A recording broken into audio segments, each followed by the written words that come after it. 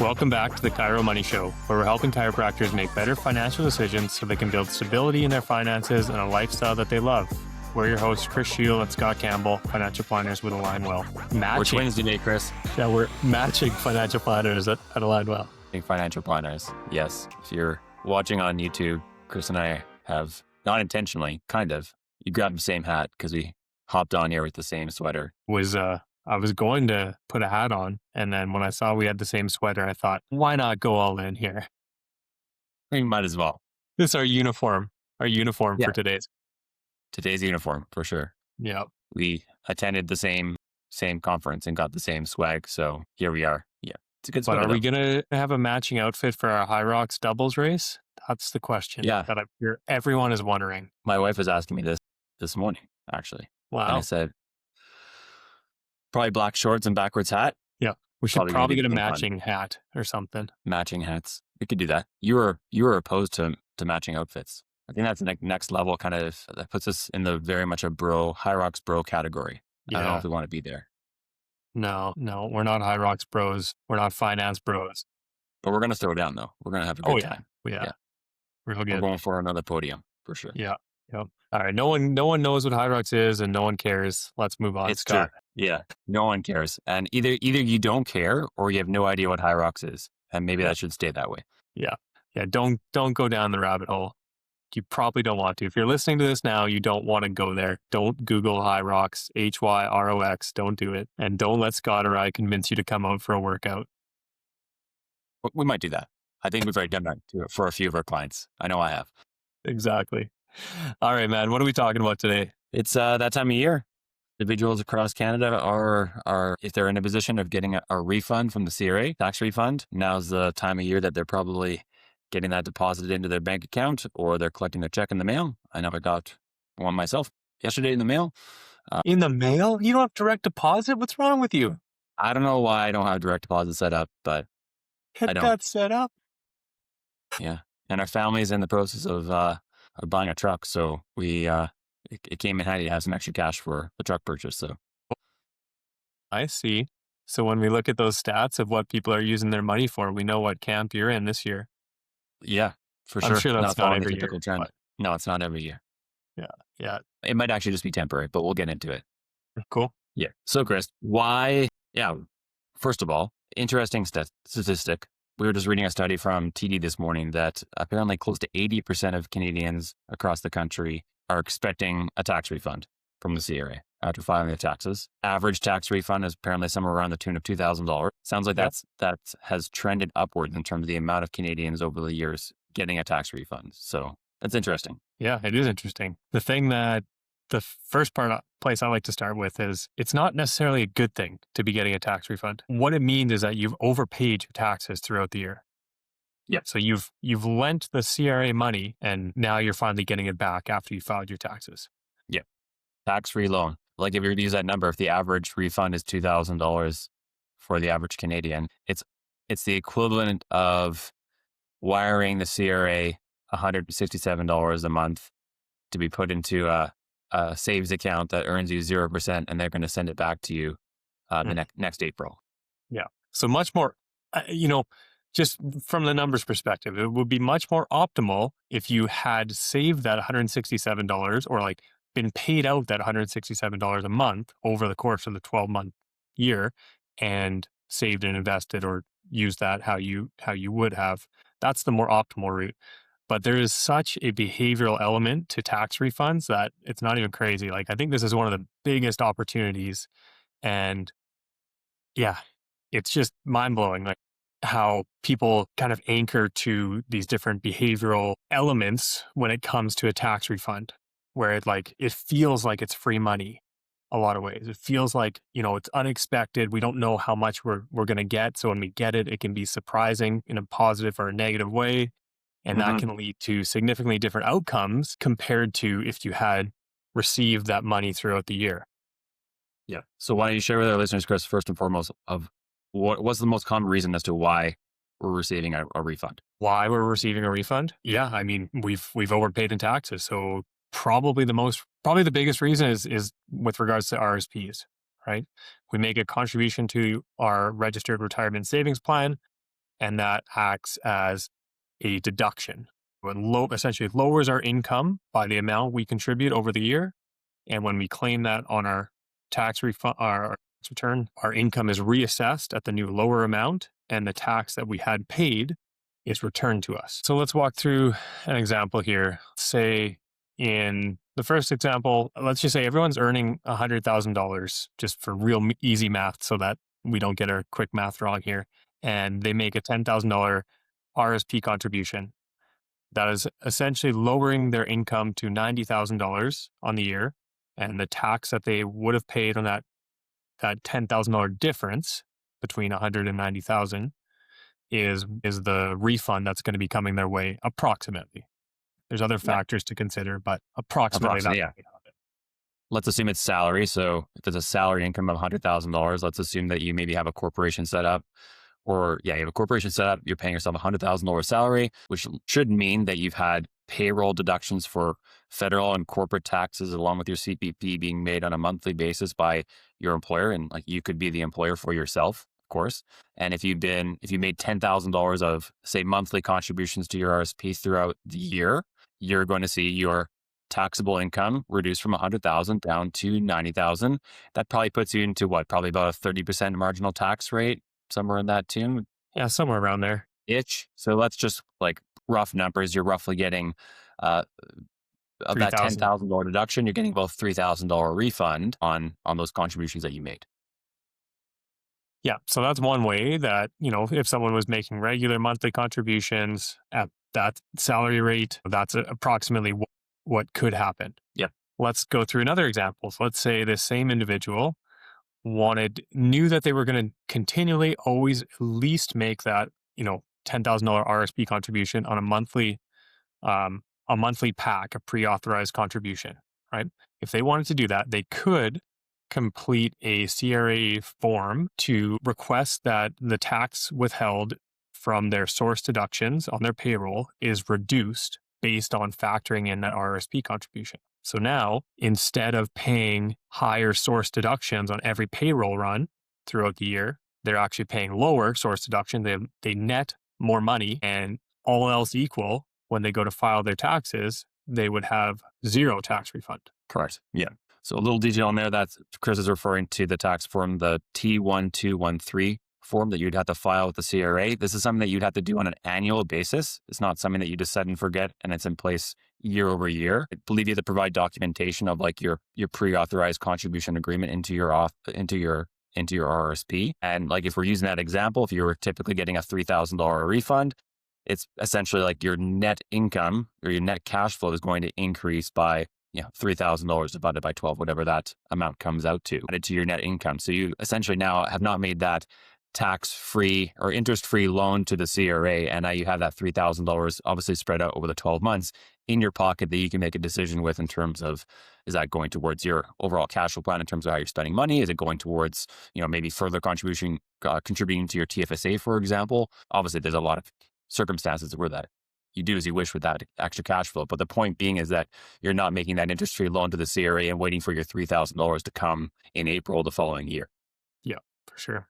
One other way you could potentially tackle that, if we're trying to avoid that interest-free loan to the government or essentially overpaying on your taxes, is we could do a lump sum RSP contribution at year end. And so with RSPs, you're afforded the 60-day window in the first 60 days of the next calendar year to make a contribution that you can choose to apply to the previous tax year or the current tax year. So let's just say for 2026, from January 1 to the end of February or March 2nd, whatever the next business day is in that 60-day window, you could make an RSP contribution and apply it to your 2025 tax year. Let's say the same scenario, client had $100,000 payroll and they had $10,000 set aside that they contributed on February 28th, my birthday for everyone that cares. And they make that contribution. As soon as they file their taxes, which could be, really could be as soon as April 15th, April 10th, depending on, assuming you have all the tax forms needed, you could then get that refund within several weeks of making that contribution. So you're loaning money to the CRA for a shorter period of time. But there are some inherent downfalls with that. Lump sum, you need the discipline to save the $10,000 lump sum to make the contribution, and it's not automated. So you actually have to take action to make that. So not Mhm. sure if that is a viable solution, but it's just one that is worth noting. Yeah, maybe it's all right. Maybe if you like had for whatever reason you maybe come into some extra cash during that time frame, or we can make a one time larger lump sum contribution to my RSP versus scrambling out. Like I've always hated the term RRSP season that is kind of known in the financial advisor space. I hate it. I won't call it that. Like RSP season in the financial advisory space is essentially that January, February timeframe where everyone's scrambling to make an RSP contribution before the deadline. From our viewpoint, like Chris is saying, our preference would be like, let's have a financial plan in place where we have planned out what we want to be doing in terms of RSP contributions versus TFSA versus corporate investing or whatever combination of that. And we plan what involves a regular monthly contribution to these accounts versus scrambling at the end of February saying, oh, I have an extra 10,000. I'm going to throw that into my RSP. That's very reactionary. Yeah. Is it better than not doing it at all? Of course. But that could look very different year over year. Yeah. Yeah. Good point. If you're making your plan for contributing to RSPs in January and February of each year, I think you're failing to plan. You don't Yeah. really have a plan in place if that's your default is just to react. Better to On be that, proactive. yes. And on that note, one thing that we also aren't huge fans of seeing when it comes to RSP season and being reactive is that for those that are on a primary dividend based income strategy from their corporation, where they've been drawing income throughout, say, all of 2025, and whether maybe they've been making some tax installments, maybe they haven't, but they've been told by their accountant to say, hey, you have a tax bill coming up here due based on how much you've drawn out of your corporation. You haven't remitted enough in taxes. But if you make a RSP contribution of X amount, that's going to either eliminate your tax bill owing in April or it'll lower it by X amount. And like, I guess that's okay. But at the same time, you've already spent the tax. Like it's probably gone to lifestyle spending versus like what we're going to talk about next in terms of like, if you do in fact get a refund, whether it's $2,000, $5,000, $10,000, if that is the case, because you've made a lump sum or contributions throughout the year, what are things that we should be doing with that refund in that event? Yeah. I mean, I think my first default comes down to goals. Like what are we prioritizing for? One of the simplest and easiest approaches to that is we have a refund. It was money we weren't necessarily planning for or needing to use for consumption. Bring that back into investments. Let's say in the scenario, the $100,000 salary earner contributes $10,000 to the RSP, receives an approximately $3,000 tax refund, takes that $3,000 refund and plugs that back into their RRSP, assuming they have the contribution room to do so. They're then lowering their taxable income for the next calendar year and helping with that tax savings, and then are also getting that invested in a tax-deferred, tax-advantaged investment account. Huge opportunity there. If the RSP is not available, putting that money into a TFSA, tax-free savings account, would probably be another great place to consider. Or even maybe an RESP, kids education savings plan if you have children. For sure. All those are great options. Like, especially if you're the higher income earner getting a large RSP tax refund and maybe have a lower income earning spouse where maybe it doesn't necessarily make sense to put it into their RSP. Maybe it's more advantageous to put it into their tax-free savings account. Lots of different options. Of course, if you are hanging around with any sort of really high interest debt, maybe that's a good opportunity to knock that down as well or eliminate that before doing some further investing. Should we touch on some of the stats here, Scott? Yeah, for sure. I think what's interesting that I found this morning is here's where when I did some research on in terms of like what's the data showing in terms of what are people doing with tax refunds these days. I think from my experience over the last 10, 15 years is that I often hear, before we get into some of these stats, I often hear sometimes from retirees or articles or just the kind of the industry noise is that once you retire and you might start drawing down on your RRSP, that they start griping about the taxes that you're having to pay when you withdraw from your RRSP. And from my point of view, it almost seems like we've completely forgotten that at one point in time, if we go back to our example, you had a $100,000 salary, you made a $10,000 contribution, you got $3,000 back in your pocket that you could make a decision in terms of what you do with that $3,000 because you deferred that $3,000 of tax potentially for the next 10, 20, or 30 years until you need to withdraw it from your RRSP. So the question comes down to, what did you do with that $3,000 refund? Did that go to lifestyle spending? Did that kind of like, where did that go? But if you kind of supercharge that, you have 3,000 now in your RRSP deferred for the next 10, 20, 30 years. If you took that $3,000 and you reinvested that, now you have more money working in the market, growing your nest egg even larger, right? But I think people often forget about, like, I don't know what I did with those refunds. A lot of times it kind of has gone to kind of discretionary lifestyle spending, I think, in the past. But what was really interesting that I found in some of these more recent studies is that I was reading one from TD, is that the younger generation, like Gen Z in particular, it sounds like they're doing a much better job of making a decision. I think over half of them are planning to save or invest their refund. Another 25% or so are making the decision to use that to pay down debt. Where I think in the past, that was a lot more leaned more towards like funding a vacation or just lifestyle spending. I thought that was really interesting. Yeah. Very interesting how that trend is changing. Yeah. I got to go back to the comment on like the retirees or like the people that are drawing down on their RRSPs now in retirement and like complaining about the taxation of that, because it's so common. Like there's so many boomers. It's just, you look at statistics, there's so many boomers that are retiring and starting to do just that. And we're hearing from their children, people our age, the millennials and Gen X, or I don't know, whatever, the millennial generation and younger, that their parents hate RRSPs now because they forgot that there's going to be tax owing when they go to withdraw from them in retirement, or they didn't understand that. Honestly, it's just such a frustration every time we hear it. It's just, again, kind of going back to like this contribution to the RRSP and like the knee-jerk reactions and, taking action at RRSP season only. I hate hearing this from boomers that, RRSPs are bad and they're telling their kids that. RRSPs are not bad. You have failed to make a plan for how to withdraw from it in the most tax advantage tax considerations. Like, how would you say that, Scott? Yeah, there's just a reactive plan. Like there was there's no plan. intention likely in terms of how, like, growing their RRSP and what they were doing with their tax deferral, which is really what it comes down to. Like an RRSP is a tax deferral vehicle. What are they doing with the deferred taxes over that, Right. But that's all gone and spent. Whether they spent it or used it and invested it, I think is kind of irrelevant to the point I'm trying to make. Like when you go and pull $20,000 out of your RRSP in retirement, there is going to be a tax bill associated with that. It should not come come as a surprise to anyone. It should be something that you plan for. You can't just react and then tell your kids that RRSPs are bad because you have to pay tax in retirement. That was the deal from the outset. If you didn't understand that, that's on you. Let's not. And obviously the ideal there being that during your maybe 20-year career as a chiropractor at your highest income earning years, that you've been making an RRSP contribution at a fairly high marginal tax rate because you've been making, $100,000, $150,000, $200,000 plus a year and getting a pretty sizable tax refund with good planning.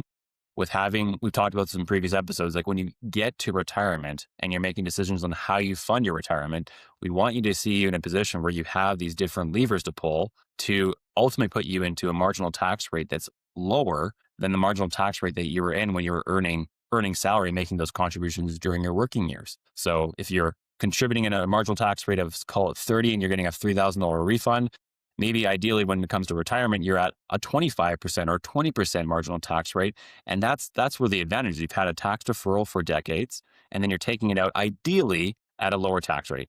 Worst case scenario, like obviously you might be in a higher tax bracket, but I think that that doesn't happen too often, especially with good planning. Yeah, for sure. If you're at the same marginal tax rate in retirement, I would say you're probably in a fairly strong financial position to warrant that. Yeah. And it still probably was a good outcome because you had the tax deferral, that tax deferred growth on the investments for 30 years, maybe. Yeah, for sure. Still a good outcome, even if you have the same marginal tax rate. I think focusing on the marginal tax rates too much is also a downside to this whole RSP tax planning thing. Accountants even and clients of ours get too fixated on marginal tax rates and lose focus on what the problem is that we're trying to solve, which is limiting your tax burden in your working years and having a plan to also limit it in your retirement years as much as possible. Yeah. All right. We've hit on a lot, Chris. What would you, if we were to kind of have a few takeaways here, what do we want to leave our listeners with in terms of thinking about what to do with their tax refund, thinking about the current year that we're in terms of, if you just got a large tax refund, is there something that we want to consider here in the current tax year, 2026, to plan for the future? Yeah. I think it comes back to having a plan, and ideally you have a plan before the refund lands in your bank account. And for me, I would default back to my personal cash flow plan. Say, okay, in my personal cash flow plan, I'm allocating X dollars towards these goals I have. Do I need to supercharge any of these goals? Whether that is a vacation goal, vacation savings goal, or kids' education, or my retirement, or whatever else, right? Like you gave the example of allocating your refund this year to your new truck purchase. That's great. Probably you went through a similar framework to like looking through like, what could I put this towards? And that was the goal that stood out as the priority. Mm-hmm. Yep. For me, our goal this year, our primary goal was saving up for our moving costs and like that whole transition of the move that we're going through. So that's where ours got allocated to.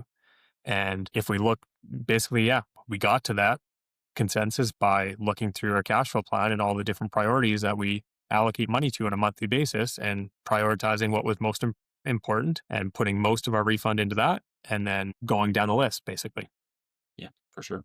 Yep. So action items, if you are making regular, let's make the assumption here, if you're making a regular drop from your corporation in the form of a salary income from your corporation and you're making monthly tax remittances, but in addition to that, you're making regular monthly contributions to your RRSP, especially sizable ones. But if you're making like a 300, 400, 500 plus RRSP contribution on a monthly basis, it may be worth considering talking to your accountant about filing that tax form with the CRA so you can lower your tax remittances. So you have that net cash flow working for you in the month that you receive it versus waiting a year. I will do that if you're kind of making random or, maybe you're making monthly contributions, but maybe you make some sporadic lump sum contributions as well to your RRSP throughout the year.